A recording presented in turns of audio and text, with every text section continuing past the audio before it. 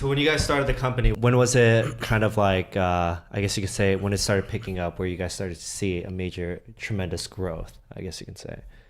I think, well, when, like any company, you know, as soon as you start out, there's going to be some kind of hype around it, right? One of the mistakes we did make was we didn't capitalize on that hype in the beginning. We thought it would just like stay consistent, but obviously, you know, we just started a business. This is our first experience. This is our first business. We didn't know like the ins and out. So that was one of the mistakes we made. But I think around the summertime, it started picking up a little bit. We started getting like constant daily sales. Nice. Yeah. And that was mostly because we kind of try to do like side ventures. Like I got into drop shipping. He got into drop shipping and FBA. And through that, we learned like some things that you like would seem like common sense to people, but it's you don't actually understand it, you know, fully. Yeah. Right. And that's when we were able to apply those skill sets to what we were doing, and then it started picking up after that. Did you guys start any businesses before, like any side hustles back then, like high school? Back in high school, I had a clothing brand, and then after high school ended, we all kind of went like different ways. So then it stopped, but then it was kind of like a good experience to kind of understand what business would be like. What is one thing that you learned from your previous business that you've put into Alma Lashes? I'm not sure anything really. I think it's more about, networking, I suppose, and connections. That's what taught me, because back then, about like 4 or 5 years ago, it was a lot harder to start like a clothing company compared to now, where like anything is on printed demand, all this information's online. It's like back then you needed a supplier contact, and you needed the capital to hit the MOQs. Yeah. Google is your best friend. With Alma Lashes, when did you guys decide that it was going to be like kind of like 100% all in, I guess you can say? I think probably day one. Day one? Like judging from like our backgrounds of like how we used to like have a lot of fun and stuff, we like, personally for me, I don't really take school seriously. It's more kind of just get the degree from my parents, and then they can't really say much. But then also like on my personality, I can't really work a 9 to 5. It's just, I don't think I could stay in that same routine schedule and do good work. So I've always like thought from day one, it's like, I'm going to make my own thing. And for me, it was like, you know how like in elementary school and in high school, you have those kids that are like, they know what they want to do already. They already have one subject that they excel at. Like I want to be an actor or like, a basketball you know, they're player. really good at science. They're really good at mathematics. You know, it's all of that. And then I think what was troubling for me was when I was in high school, I didn't have any of those. You know, it was all equally like the same average. Equally average. There was nothing that stood out to me that I really liked that I would pursue a career in. Right, and that's when I got into college. I think when I got into college and then I started like dabbling here and there, I realized that what I really like to do is just make money. You know, who doesn't like to make money? You know, so that's when I started to, you know, put more of my focus in here. So I took a year off of school. I pursued my dropshipping business, and then Omo, and then we see Omo as a longer term project. Definitely, because it's branding, right? Yeah. How are your families? Do they support you? Your parents support you through this? Or? With this idea? So I'm taking a year off right now, right? That's just sweet talk from my mom, right? Definitely. She's like, all right, I'll give you a year. You know, you can do whatever you want to do. But then, you know, the main goal is to not need to go back to school after this year. After I have something to show for myself, I'll be like, hey mom, like I don't need to. You know, like look at all my accomplishments. I don't have to. Yeah.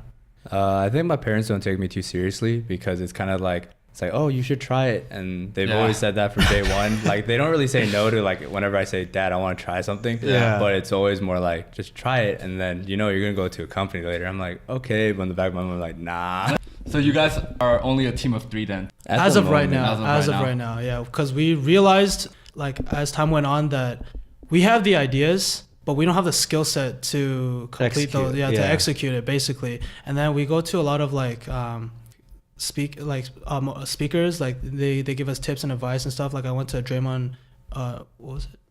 Well, the guy from Shark Tank. Yeah. But he was, I forgot his name. It was in Riverside, But through all these events, one of the main points that they had was you can't start a business without a team. right? We were very greedy in the beginning. We're like, nah, we just want to do just the two of us. Yeah. You know, we don't want to share this with anybody, you know? Yeah. So 50-50, yeah, yeah. 50-50 is easy. But then after that, we realized like, no, we need to have people with certain skill sets to be on our team to, you know, get to where we want to be. What advice would you guys give to any other, you know, young entrepreneurs like us? For a lack of better term, I would literally just say fuck it. Because like I think everyone has all these ideas, but they're never willing to like take action. And then it's, of course, like when you first start, you're not going to know a lot of things, but it's kind of, that's the whole point of it. You're not supposed to know everything. You're supposed to kind of pick up the pieces and try to fit them as you go. Yeah. And if it doesn't work out, you kind of make your own piece and make it fit. Another thing is, I feel like this is pretty important too. It's very, very important to have everything planned out before you show it, you know? Like let's say for the month of December, we have a certain amount of like pictures we want to post on Instagram. We want to have all those pictures planned out a month prior so we can see the content, and then we won't have to like constantly go out within that month to keep trying to get new content to post on time. You know, we already have the content ready. Yeah. We just throw it out. That's one of the mistakes we made as well. We thought, oh, we can just make it as we go. Mm-hmm. But then, you know, like complications are always going to occur, and then you don't know what's going to happen. You know, like let's say we wanted to shoot shit always happens. Exactly. Shit happens. Like let's say I wanted to shoot a video with a girl, and then this was going to be one of her promo videos, but that girl suddenly decides to like have something important to do or have something else that she needs to attend to, then she can't make it, then the content that we want to post wouldn't be posted in time, you know. Then we have to like try to find new things to like, you know, show to our customers. So it's always important to have everything well planned before you showcase it to the world. I wish I started earlier. I wish like I didn't go out partying as much. I wish I saw the bigger picture, basically, because a lot of the stuff that we're doing right now, it's only getting more and more saturated, right, online. Like let's say I started dropshipping or we started Omo like our freshman year, right? Things would have been a lot easier, you know, definitely. Everyone's trying to pursue like e-commerce right now. Yeah. You got a lot of competitors out there, and it's just getting harder and harder. So that's one thing I wish I did. Yeah. Like when I started college. I feel like our generation now, it's a lot of young entrepreneurs.